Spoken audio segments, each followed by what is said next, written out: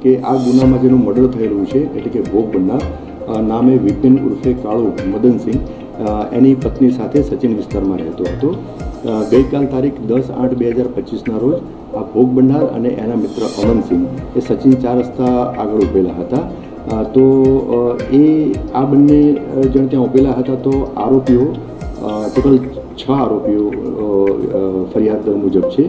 આ 6 આરોપીઓએ એક સંપ થઈ અને આરોપીઓ એક એક્ટિવા અને રિક્ષામાં આવેલા હતા અને આ જે ભોગ બનનાર અને એના મિત્ર એમને ત્યાં મૂઢમાર માર્યો અને જેથી આ ભોગ બનનાર અને એનો મિત્ર અમનસિંહ નવસારી તરફના રોડ ઉપર ત્યાં ભાગ્યા.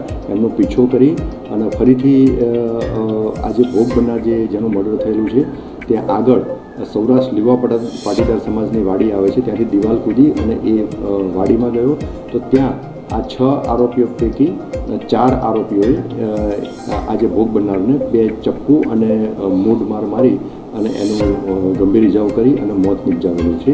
2 આરોપીઓની જે ધરપકડ કરેલી છે પોલીસે, એમાં એક આમિર આલમ સૈયદ અને બીજા અજમત ઉલ્લા ઉર્ફે અયામ એહસાન શેખ, આ બંને આરોપીઓની ધરપકડ કરેલી છે.